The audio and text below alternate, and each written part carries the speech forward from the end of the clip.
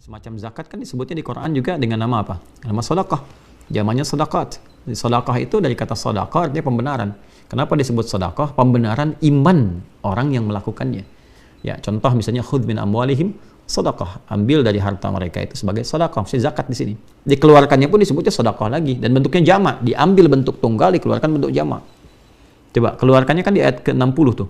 Surah ke-9, surah 9 ayat 60. Innamas sadaqatu, bentuknya jamak, lil fuqara wal masakin wal 'amilina 'alaiha wal mu'allafati qulubuhum wa fil riqab wal gharimin, ya, wa fi sabilillah wa ibnis sabil. 8 golongan itu dan dijamakkan sadaqat dari kata sedekah juga.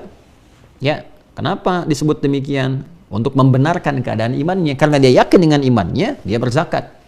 Dan manfaatnya oleh Allah dijamakkan. Ketika dikeluarkan, bentuknya jamak, memberikan kesan bahwa pahalanya begitu melimpah kepada orang yang berzakat itu karena membenarkan keadaan imannya, bukan karena membaginya.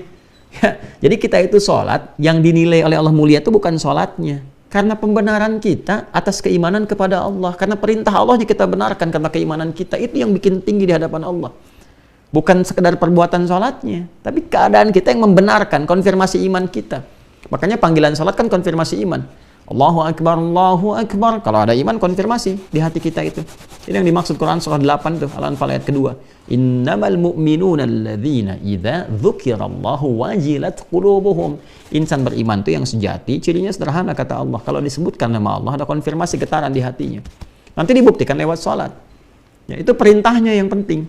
Makanya iblis itu jadi iblis, ya. Persoalannya apa? Problemnya bukan karena sujudnya saja, bukan itu problem utamanya. Problemnya nggak menaati Allah, karena yang perintahkan sujud hormat itu Allah. Itu yang dikonfirmasi Quran surah ke-7 itu, ayat 11 sampai 12 itu. Ma mana'aka alla tasjuda idh amartuk. Qala ana khairum minhu, khalaqtani min nari wa khalaqtahu min tin. Iblis, kata Allah, kamu itu kenapa nggak mau sujud hormat ke Adam saat aku perintahkan? Tegas tuh, yang di highlight tuh idh amartuk. Saat aku perintahkan, ini perintahku ini, kenapa engkau nggak sujud? Hah? Kalau ini permintaan dari temanmu atau malaikat atau siapa, kamu bisa menimbang, ya kan? Tapi ini perintahku, kata Allah. Ini perintahku, kata Allah. Idz amartuk. Nah, sombong di situ, ya sudah, neraka, terlempar dari kemuliaan. Ya, qala ana khairum minhu, saya lebih hebat dari dia. Khalaqtani min narin wa khalaqtahu min tin. Kau ciptakan aku dari api, dia dari tanah. Nggak level dong, yang tinggi harus hormat kepada yang rendah. Udah sombong keluar. Padahal Allah itu kan Rahman Rahim, dan iblis tahu itu. Sangat dibuka kesempatan bertobat. Cuman karena sombong, dia menutup tuh peluang tobatnya. Makanya hati-hati kesombongan tuh. Sombong tuh nutup jalan untuk kembali. Susah. Dikasih pengertian, membantah. Ya kan? Diberikan penjelasan, ada argumentasi. Ya, didiamkan malah makin marah. Jadi kadang-kadang nggak ketemu gitu karena arogansi itu. Ya susah akhirnya. Ya, dan yang paling parah kadang-kadang apa? Kadang-kadang memperluas hal-hal yang salah itu dikemas menjadi manipulasi yang berlebihan. Akhirnya semua berpotensi ikut celaka. Nah, inilah pekerjaan iblis demikian yang diwariskan. Hati-hati. Itu diwariskan. Ya, makanya bedanya setan dengan manusia. Setan itu salah, nggak mau tobat karena sombongnya. Manusia salah, manusia tobat. Kan gitu kan? Ya, Adam itu kan manusia. Nabi Adam tuh maksum, dijaga oleh Allah dari salah. Tapi di kasus ini diperkenankan salah untuk memberikan inspirasi, contoh kepada anak keturunannya yang bukan Nabi dan Rasul, yang tidak maksum, yang pasti salah. Kalau nggak tahu tuntunan, nggak tahu jalan kembali. Makanya Adam diizinkan oleh Allah itu, ya, tergoda oleh iblis melakukan kesalahan, itu pengantar tugas kan ke bumi. Kan? Setelah itu kan diantarkan, sudah tahu musuhnya siapa, lalu diberikan kemudian petunjuk. Ya, makanya Adam kan mengingatkan, dan viral kan di Al-Quran disampaikan, ya bani Adam la yaftinannakumus syaitanu kama akhraja abawaikum minal jannah. Quran surah 7 itu ayat 26 sampai 27 itu kan. Ya anak cucuku, hati-hati ya. Jangan sampai engkau terjebak nih oleh manipulasi iblis nih dan pasukan-pasukan dia dari setan.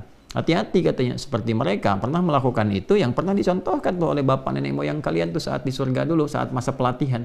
Ya kan? Maka turun kemudian, hati-hati bisa merubah engkau menjadi rendah di hadapan Allah Subhanahu wa taala. Maka bedanya apa? Ketika Adam dengan sifat kemanusiaannya, ya kan, melakukan perbuatan itu, diturunkan oleh Allah sifat apa? Kalimat-kalimat taubat, sifat taubat. Al-Baqarah Quran surah 2 ayat 37 itu. Fatalaqqa Adamu min rabbih kalimatin fataba alaihi. Ya, innahu huwat tawwabur rahim. Maka Adam menerima dari Allah kalimat-kalimat taubat. Di antara kalimatnya apa? Yang diviralkan di Al-A'raf itu kan susunannya kan terus tuh dari ayat 26 sampai 31 itu sampai panggilan dari masjid itu, ya. Viral kan? Rabbana zalamna anfusana wa illam taghfir lana wa tarhamna lanakunanna minal khasirin. Itu kalimat pembeda antara manusia dengan setan. Jadi ketika salah, dia tobat, dia akui, dia sesali, dia berubah. Itu. Tapi hati-hati loh, nggak mudah itu menempuh itu. Karena setan nggak mau kerja keras dia hilang begitu aja. Tapi kalau kita bisa melakukan itu, Allahu Akbar, anugerahnya besar insyaallah.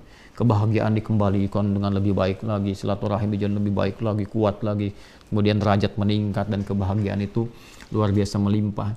Ya, cuman ya tadi, ya, jalannya nggak mudah. Nah, bedanya apa? Adam menerima kalimat taubat, fatalaqqa Adamu min rabbihi kalimati fataba alaihi. Dilakukan taubatnya, terima oleh Allah. Dicontohkan untuk anak cucunya. Kita nih, saya, Anda, kita yang bukan Nabi dan Rasul, yang pasti salah. Jadi mencari kesalahan manusia itu nggak ada kerjaan, karena pasti ditemukan. Anda kalau mau nyari kesalahan saya, pasti ditemukan. Salah ngutip ayat, salah menyampaikan hadis misalnya, salah memahami, pasti itu. Pasti ditemukan, nggak akan ada yang sempurna. Kadang Allah pasti menghendaki salah kemudi, ya salah di situ. Supaya apa? Supaya orang nggak mengkultuskan.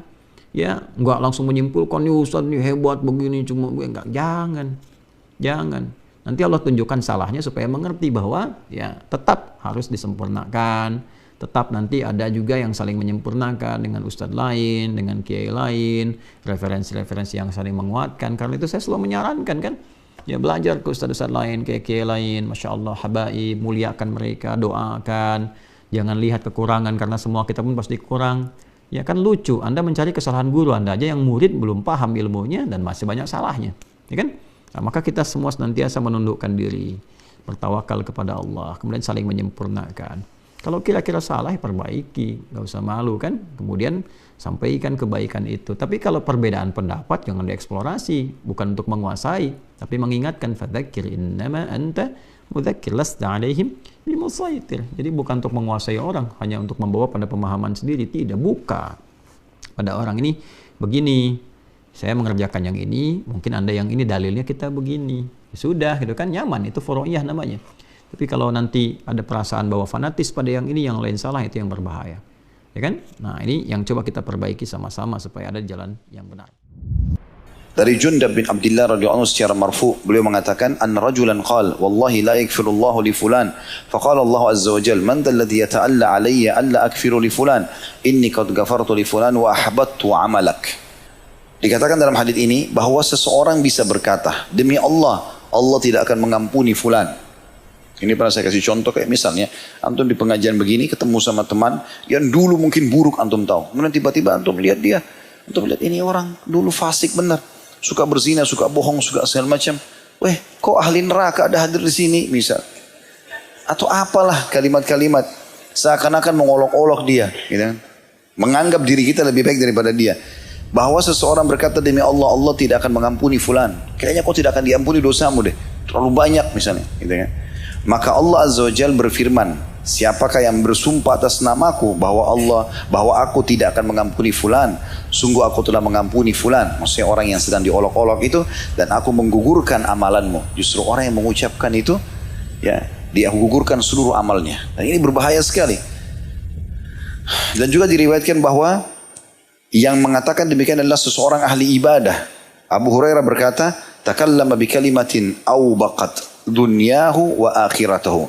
Dia mengatakan satu kalimat yang membinasakan dunia dan akhiratnya. Jadi maksudnya di sini hadis tadi yang menjelaskan ini adalah seseorang yang dirinya ahli ibadah. Anggaplah kayak di majelis ilmu, rutin hadir di majelis ilmu. Hati-hati teman-teman. Makin bertambah ilmu kita harus makin merendah, bukan makin menganggap remeh orang lain, bukan makin merasa diri kita lebih dari orang lain.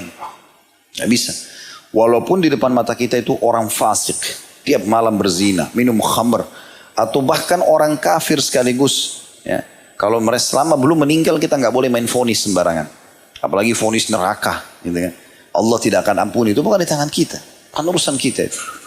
Justru kita menjadikan mereka sebagai ajang pahala buat kita. Itu benar. Ya Allah berikan hidayah, kita jadikan atau sampaikan nasihat-nasihat yang baik. Mungkin dia bisa dapat petunjuk. Tapi bukan malah divonis. Kecuali orang jelas-jelas meninggal dalam kekafiran, udah meninggal. Dan itu pun kata ulama ada ibroh, ada pelajaran. Misal dia tadinya penjahat, suka memiksa umat Islam. Lalu dia meninggal. Lalu umat Islam saling menyampaikan berita gembira, alhamdulillah si fulan yang kafir itu sudah meninggal dunia. Seperti waktu meninggalnya Abu Jahal, meninggalnya Abu Lahab. Kalangan muslimin sahabat berbicara tentang itu. Telah meninggal Fir'aunnya umat ini. Gitu kan? Karena ada ibrah pelajaran. Tapi kalau tetangga antum orang kafir gak ada hubungannya, tidak pernah buat masalah. Oh si kafir mati, masuk neraka. Tidak ada gunanya. Apa gunanya buat kita? Gitu kan? Tidak ada manfaatnya. Sesuatu yang bermanfaat ya ada ibrah. Walaupun kita tahu secara teori dia masuk neraka. Tetapi di sini perlu kita fahami ada hukum-hukum syar'i yang harus kita faham.